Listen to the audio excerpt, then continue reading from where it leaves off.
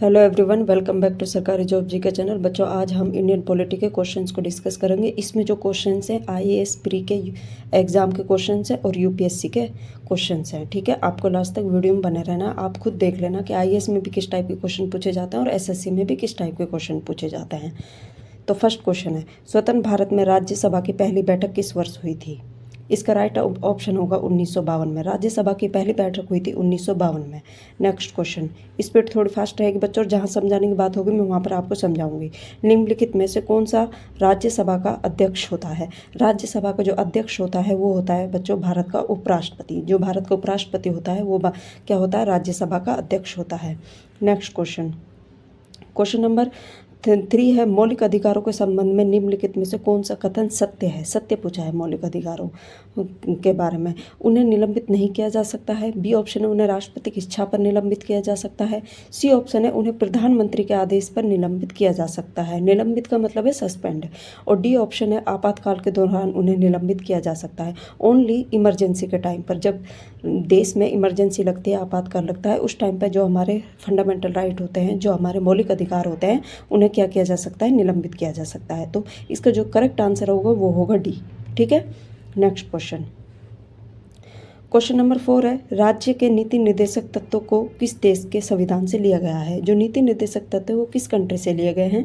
ये लिए गए हैं बच्चों आयरलैंड से।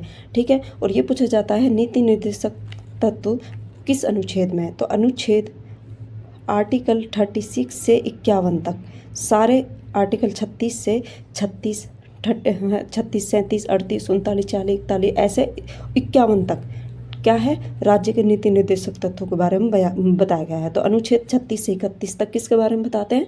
नीति निर्देशक तत्वों के बारे में। और नीति निर्देशक तत्व को कहाँ से लिया गया है? आयरलैंड से। ठीक है, नेक्स्ट क्वेश्चन, क्वेश्चन नंबर 5 है, भारत के संविधान में मूल कर्तव्यों को किस देश के संविधान से लिया गया है? जो हमारे मूल कर्तव्य हैं, फंडामेंटल ड्यूटीज़ हैं, ये ली गई हैं रूस से। ठीक है बच्चों, तो फंडामेंटल ड्यूटीज़ हमने कहाँ से ली हैं? रूस से। Correct answer C.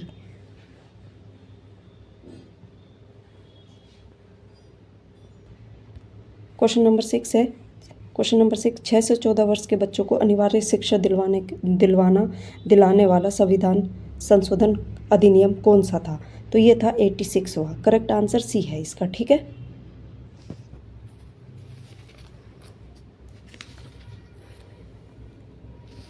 Next question, question number 7 है, संविधान के किस भाग को मैग्ना कार्टा कहा जाता है? मैग्ना कार्टा भारत के जो थर्ड भाग है, ठीक है, पार्ट थर्ड को क्या कहा जाता है? भारत का मैग्ना कार्टा कहा जाता है। नेक्स्ट क्वेश्चन, क्वेश्चन नंबर 8 है, सरदार पटेल को भारत रत्न सम्मान कब दिया गया था?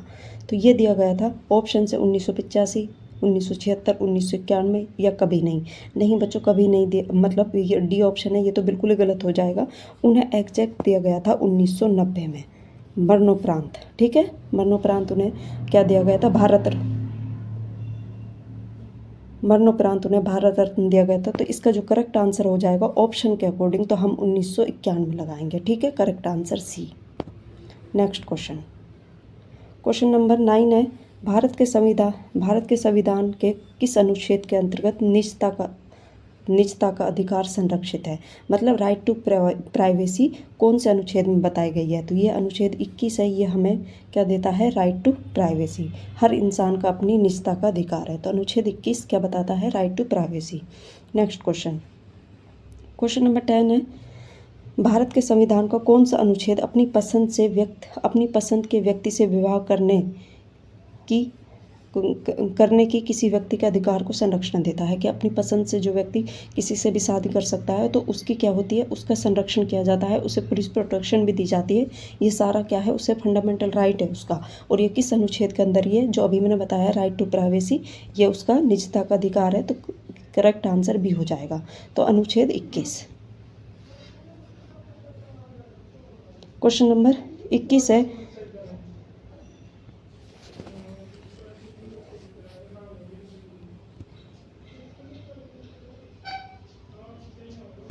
क्वेश्चन नंबर 11 है, भारत के संविधान में 5वीं और जो 6ठी अनुसूची है वो उसके जो 6ठी अनुसूची है 5वीं और 6ठी, इसके अंदर क्या बताया गया है, किस मतलब क्या है इन सूचियों के अंदर। तो ये जो 5वीं और 6ठी अनुसूची है ये इन सूचियों के अंदर अनुसूचित जनजातियों के हितों की संरक्षण के लिए बनाई गई हैं।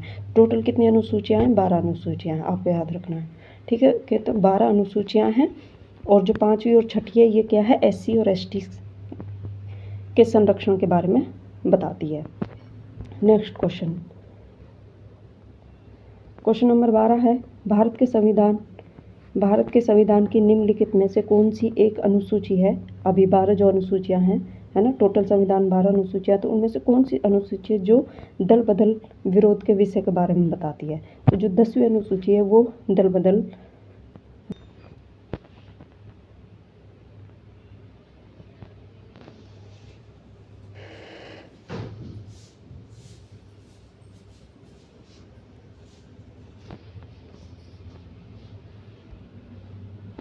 क्वेश्चन नंबर 12 है, भारत का प्रधानमंत्री बनने के लिए न्यूनतम आयु कितनी होनी चाहिए। तो भारत का प्रधानमंत्री बनने के लिए न्यूनतम आयु 25 वर्ष होनी चाहिए। ठीक है, क्योंकि प्रधानमंत्री बनने के लिए या तो वो राज्यसभा का सदस्य हो या लोकसभा का सदस्य हो, और लोकसभा का सदस्य बनने के लिए एज जो होती है मिनिमम वो कितनी होनी चाहिए, 25। ठीक है, और राज्यसभा के अध्यक्ष सदस्य बनने के लिए 30 होनी चाहिए। तो उनमें से वो किसी का भी हो, तो लोकसभा का है तो 25 क्या होती है, प्रधानमंत्री बनने के लिए न्यूनतम एज होती है।